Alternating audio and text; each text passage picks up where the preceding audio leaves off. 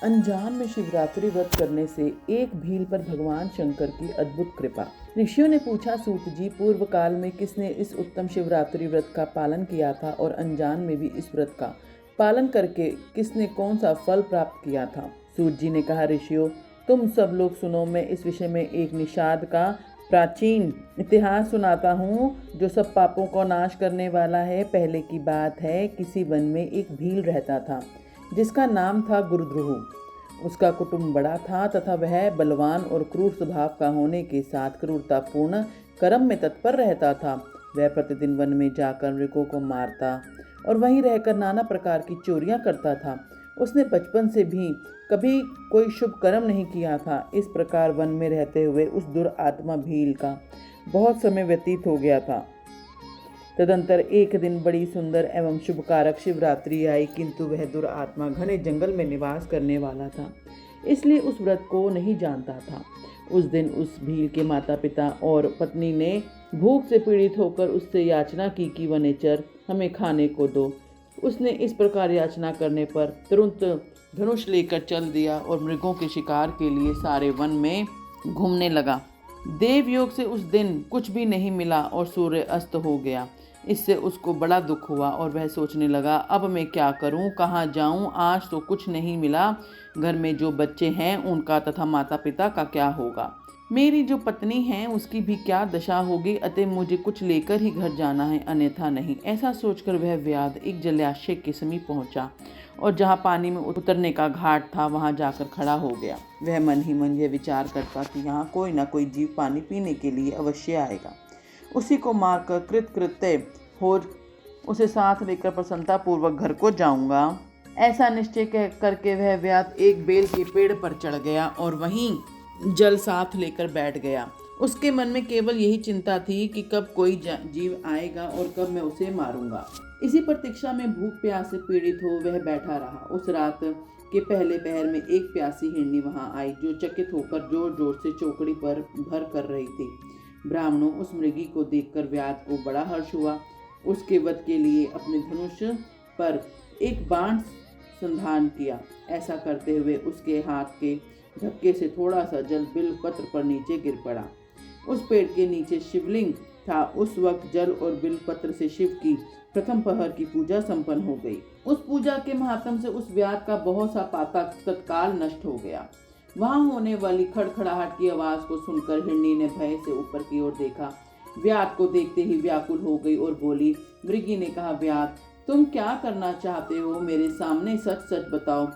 हिरनी की यह बात सुनकर व्याध कहा, आज मेरे कुटुंब के लोग भूखे हैं, तुमको मारकर उनकी भूख मिटाऊंगा और उन्हें तृप्त करूंगा।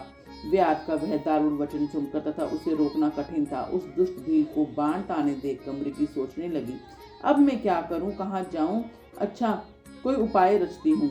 ऐसा विचार करके उसने इस प्रकार कहा। मृगी बोली, भील, मेरे मांस से तुमको सुख होगा। इस अनर्थकारी शरीर के लिए इससे अधिक महान पुण्य का कार्य और क्या हो सकता है। उपकार करने वाले प्राणी को इस लोक में जो पुण्य प्राप्त होता है उसका 100 वर्षों में भी वर्णन नहीं किया जा सकता। परंतु इस समय मेरे सब बच्चे मेरे आश्रम में ही हैं। मैं उन्हें अपनी बहन को अथवा स्वामी को सौंप कर लौट आऊंगी। वनेचर, तुम मेरी इस बात को मिथ्या ना समझो। मैं फिर तुम्हारे पास लौट आऊंगी, इसमें संशय नहीं है। सत्य से ही धरती टिकी हुई है, सत्य से ही समुद्र अपनी मर्यादा में स्थित है और सत्य से ही निर्जर जल की धाराएं गिरती हैं। सत्य में ही सब कुछ स्थित होता है। सूत जी, मृग के ऐसा कहने पर जब व्याध ने उसकी बात नहीं मानी, तब उसने अत्यंत विस्मित एवं भयभीत हो पुनः इस प्रकार कहना आरंभ किया। मृगी बोली, व्याध सुनो, मैं तुम्हारे सामने ऐसी शपथ खाती हूँ जिस घर जाने पर मैं अवश्य तुम्हारे पास लौट आऊंगी। ब्राह्मण यदि वेद बेचे और तीनों काल संध्या ना करें तो उसे जो पाप लगता है, पति की आज्ञा का उल्लंघन करके स्वेच्छा अनुसार कार्य करने वाली स्त्रियों को जिस पाप की प्राप्ति होती है, किए हुए उपकार को ना मानने वाले, भगवान शंकर से विमुख रहने वाले, दूसरों से द्रोह करने वाले, धर्म को लांघने वाले तथा विश्वासघात और छल करने वाले लोगों को पाप लगता है। उसी पाप से मैं भी लिप्त हो जाऊं यदि लौटकर यहाँ ना आऊं। इस तरह अनेक शपथ खाकर जब मुर्गी चुपचाप खड़ी हो गई, तब उस व्याध ने उस पर विश्वास करके कहा, अच्छा अब तुम अपने घर को जाओ, तब वह मृगी बड़े हर्ष के साथ पानी पीकर अपने आश्रम मंडल में गई। इतने में ही रात का वह पहला प्रहर व्याध के जागते ही जागते बीत गया। तब उस हिरनी की बहन दूसरी मृगी, जिसको पहली ने स्मरण किया था, उसी की राह देखती हुई जल पीने के लिए वहां आ गई। उसे देखकर भील ने स्वयं बाण को तरकश से खींचा और ऐसा करते समय पुनः पहले की भांति भगवान शिव के ऊपर जल और बिल्वपत्र गिरे। उसके द्वारा महात्मा शंभु की दूसरे प्रहर की पूजा संपन्न हो गई। यद्यपि वह प्रसंगवश ही हुई थी तो भी व्याध के लिए सुखदायिनी हो गई। मृगी ने उसे बाण खींचते हुए देख पूछा, वनेचर यह क्या करते हो? व्याध ने पूर्वत उत्तर दिया, मैं अपने भूखे कुटुंब को तृप्त करने के लिए तुझे मारूंगा। यह सुनकर वह मृगी बोली। मृगी ने कहा, व्याध मेरी बात सुनो, मैं धन्य हूँ। मेरा देह धारण सफल हो गया, क्योंकि इस अनित्य शरीर के द्वारा उपकार होगा, परंतु मेरे छोटे छोटे बच्चे घर में हैं। अतः मैं एक बार जाकर उन्हें अपने स्वामी को सौंप दूं, फिर तुम्हारे पास लौट आऊंगी।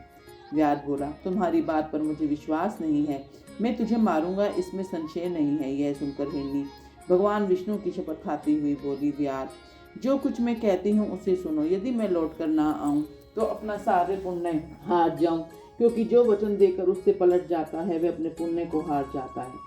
जो पुरुष अपनी विवाहित स्त्री को त्याग कर दूसरी के पास जाता है, वैदिक धर्म का उल्लंघन करके कपोल कल्पित धर्म पर चलता है, भगवान विष्णु का भक्त होकर शिव की निंदा करता है, माता पिता की निधन तिथि को श्राद्ध आदि न करके उसे सुना बिता देता है तथा मन में संताप का अनुभव करके अपने दिए हुए वचन को पूरा करता है, ऐसे लोगों को जो पाप लगता है वही मुझे भी लगे, यदि मैं लौट कर ना आऊं।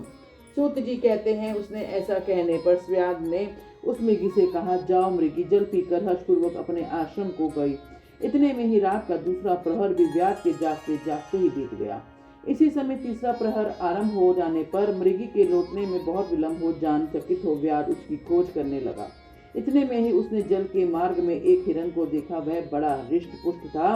उसे देखकर वनेचर को बड़ा हर्ष हुआ और वह धनुष बाण रखकर उसे मार डालने को उद्यत हुआ। ऐसा करते समय उसके प्रारब्धवश कुछ जल और बिल्वपत्र शिवलिंग पर गिरे। उससे उसके सौभाग्य से भगवान शिव की तीसरे प्रहर की पूजा भी संपन्न हो गई। इस तरह भगवान ने उस पर अपनी दया दिखाई। पत्तों के गिरने आदि का शब्द सुनकर उस मृग ने व्याध की ओर देखा और पूछा, क्या करते हो? व्याध ने उत्तर दिया, मैं अपने कुटुंब को भोजन देने के लिए तुम्हारा वध करूंगा। व्याध की यह बात सुनकर हिरण के मन में बड़ा हर्ष हुआ और तुरंत ही व्याध ने इस प्रकार से बोला। हिरण ने कहा, मैं धन्य हूँ, मेरा रिष्ट पुष्ट होना सफल हो गया, क्योंकि मेरे शरीर से आप लोगों की तृप्ति होगी। जिसका शरीर परोपकार में काम नहीं आता उसका सब कुछ व्यर्थ चला जाता है। जहाँ सामर्थ्य रहते हुए भी किसी का उपकार नहीं करता, उसकी वह सामर्थ्य व्यर्थ चली जाती है तथा वह परलोक में नरकगामी होता है। परंतु एक बार मुझे जाने दो, मैं अपने बालकों को अपनी माता के हाथ सौंपकर और उन सबको धीरज बंधाकर यहाँ लौट आऊंगा। उसके ऐसा कहने पर व्याध ने बड़े मन ही मन विस्मित हुआ और उसके हृदय कुछ शुद्ध हो गया था। उसके सारे पाप पुंज नष्ट हो चुके थे। उसने इस प्रकार कहा। व्याध बोला, जो यहाँ आए वे सब तुम्हारी तरह बातें बनाकर चले गए, परंतु वे वंचक अभी तक यहाँ नहीं लौटे। मृग, तुम भी इस समय संकट में हो, इसलिए झूठ बोलकर चले जाओगे। मैं फिर आज मेरा जीवन निर्वाह कैसे होगा? मृग बोला। व्याध, मैं भी जो कुछ कहता हूँ उसे सुनो। मुझ में असत्य नहीं है। सारा चराचर ब्राह्मण सत्य से ही टिका है। जिसकी वाणी झूठी होती है उसका पुण्य उसी क्षण नष्ट हो जाता है। तथापि भील, तुम मेरी सच्ची प्रतिज्ञा सुनो। संध्या काल में मैथुन तथा शिवलिंग शिवरात्रि के दिन भोजन करने से जो पाप लगता है, झूठी गवाही देने, धरोहर को हड़प लेने तथा संध्या न करने से द्विजों को पाप होता है, वही पाप मुझे भी लगे यदि मैं लौट कर ना आऊं। जिसके मुख से कभी शिव का नाम नहीं निकलता, जो सामर्थ्य रहते हुए भी किसी का उपकार नहीं करते, पर्व के दिन श्रीफल को तोड़ता है, अभक्ष्य भक्षण करता है तथा शिव की पूजा किए बिना और भस्म लगाए बिना भोजन कर लेता है, इन सब का पातक मुझे लगे यदि मैं लौट कर ना आऊं। सूत जी कहते हैं, उसकी यह बात सुनकर व्याध ने कहा, जाओ शीघ्र लौटना। व्याध के ऐसा कहने पर मृग पानी पीकर चला गया। वे सब अपने आश्रम में मिले। तीनों ही प्रतिज्ञाबद्ध हो चुके थे। आपस में एक दूसरे के वृतांत को भली भांति सुनकर सत्य के पाश में बंधे हुए उन सब ने यही निश्चय किया कि वहां अवश्य जाना चाहिए। इससे निश्चय के बाद वहां बालकों को आश्वासन देकर वे सबके सब जाने के लिए उत्सुक हो गए। उस समय जेठी मृगी ने वहां अपने स्वामी से कहा, स्वामिन आपके बिना यहाँ बालक कैसे रहेंगे प्रभु? मैंने ही वहां पहले जाकर प्रतिज्ञा की है, इसलिए केवल मुझे को जाना चाहिए, आप दोनों यहीं रहें। उसकी बात सुनकर छोटी मृगी बोली, बहन मैं तुम्हारी सेविका हूँ, इसलिए आज मैं ही व्यास के पास चली जाती हूँ, तुम यहीं रहो। यह सुनकर मृग बोला, मैं ही वहां जाता हूँ, तुम दोनों यहाँ रहो, क्योंकि शिशुओं की रक्षा माता से ही होती है। स्वामी की यह बात सुनकर उन दोनों मृगियों ने धर्म की दृष्टि से उसे स्वीकार नहीं किया। वे दोनों अपने पति से प्रेम पूर्वक बोली, प्रभु पति के बिना इस जीवन को धिक्कार है। तब उन सब ने अपने बच्चों को संतावना देकर उन्हें पड़ोसियों के हाथ में सौंप दिया और स्वयं शीघ्र ही उस स्थान को प्रस्थान किया जहाँ वह व्यास शिरोमणि उनकी प्रतीक्षा में बैठा था। उन्हें जाते देखकर उनके वे सब बच्चे पीछे पीछे चले आए। उन्होंने यह निश्चय कर लिया था कि इन माता पिता को जो गति होगी वही हमारी भी होगी। उन सबको एक साथ आया देख व्यास बड़ा हर्ष हुआ। उसने धनुष पर बाण रखा और उसने उस समय पुनः जल और बिलपत्र के ऊपर शिव पर बिलपत्र गिरे। इससे शिव के चौथे प्रहर की पूजा भी शुभ प्रकार से संपन्न हो गई। उस समय व्यास का सारा पाप तत्काल ही भस्म हो गया। इतने में ही दोनों मृगियों और मृग बोल उठे, व्यास शिरोमणि शीघ्र ही कृपा करके हमारे शरीर को सार्थक करो।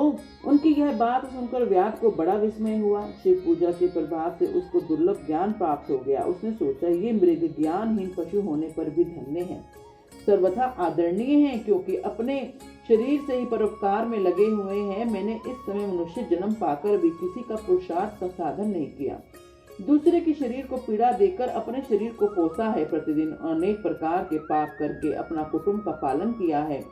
ऐसा पाप करके मेरी क्या गति होगी, अथवा मैं किस गति को प्राप्त होऊंगा? मेरे जन्म से लेकर अब तक जो पातक किया है उसका इस समय मुझे स्मरण हो आ रहा है। मेरे जीवन को धिक्कार है, धिक्कार है। इस प्रकार ज्ञान संपन्न होकर व्याध ने अपने बाणों को रोक लिया और कहा, श्रेष्ठ मृगों तुम जाओ, तुम्हारा जीवन धन्य है। व्याध ने ऐसा कहने पर भगवान शंकर तत्काल प्रसन्न हो गए और उन्होंने व्याध को अपने सम्मानित एवं पूजित स्वरूप का दर्शन कराया तथा कृपा पूर्वक उसके शरीर का स्पर्श करके उससे प्रेम से कहा, भील मैं तुम्हारे व्रत से प्रसन्न हूँ, वर मांगो। व्याध भी भगवान शिव के उस रूप को देखकर तत्काल जीवन मुक्त हो गया और मैंने सब कुछ पा लिया, यूं कहता हुआ उनके चरणों में आगे गिर पड़ा। उसके इस भाव को देखकर भगवान शिव मन ही मन बड़े प्रसन्न हुए और उसे गुहु नाम देकर कृपा दृष्टि से देखते हुए उन्होंने दिव्य वर दिए। सुनो। शिव बोले, व्याध सुनो, आज से तुम रंगवेरपुर में उत्तम राजधानी का आश्रय ले दिव्य भोगों का उपभोग करो। तुम्हारे वंश की वृद्धि निर्विघ्न रूप से होती रहेगी, देवता भी तुम्हारी प्रशंसा करेंगे। व्याध, मेरे भक्तों पर स्नेह रखने वाले भगवान श्री राम एक दिन निश्चय ही तुम्हारे घर पधारेंगे और साथ मित्रता करेंगे। तुम मेरी सेवा में मन लगाकर दुर्लभ मोक्ष पा जाओगे। इसी समय वे सब मृग भगवान शंकर का दर्शन और प्रणाम करके मृग योनि से मुक्त हो गए तथा दिव्य देहधारी हो विमान पर बैठकर शिव के दर्शन मात्र से शाप मुक्त हो दिव्य धाम को चले गए। तब से अबुर्द पर्वत पर भगवान शिव व्याधेश्वर के नाम से प्रसिद्ध हुए, जो दर्शन और पूजन करने पर तत्काल भोग और मोक्ष प्रदान करने वाला है। महर्षियों, वह व्याध भी उस दिन से दिव्य भोगों का उपभोग करता हुआ अपनी राजधानी में रहने लगा। उसने भगवान श्री राम की कृपा पाकर शिव का सान्निध्य प्राप्त कर लिया। अनजान में ही इस व्रत का अनुष्ठान करने से उसको सायुज्य मोक्ष मिल गया। फिर जो भक्ति भाव से संपन्न होकर इस व्रत को करते हैं वे शिव का शुभ सायुज्य प्राप्त कर लें। इसके लिए तो कहना ही क्या है। संपूर्ण शास्त्रों तथा अनेक प्रकार के धर्मों के विषयों में भली भांति विचार करके इस शिवरात्रि व्रत को सबसे उत्तम बताया गया है। इस श्लोक में जो नाना प्रकार के व्रत, विविध तीर्थ, भांति भांति के विचित्र दान, अनेक प्रकार के यज्ञ, तरह तरह के तप तथा बहुत से जप हैं, वे सब इस शिवरात्रि व्रत की समानता नहीं कर सकते। इसलिए अपना हित चाहने वालों मनुष्यों को भी शुभकर व्रत का अवश्य पालन करना चाहिए। यह शिवरात्रि व्रत दिव्य है, इसे सदा भोग और मोक्ष की प्राप्ति होती है। महर्षियों, यह शुभ शिवरात्रि व्रत राज के नाम से विख्यात है। इसके विषय में सब बातें मैंने तुम्हें बता दी हैं। बोलो हर हर महादेव।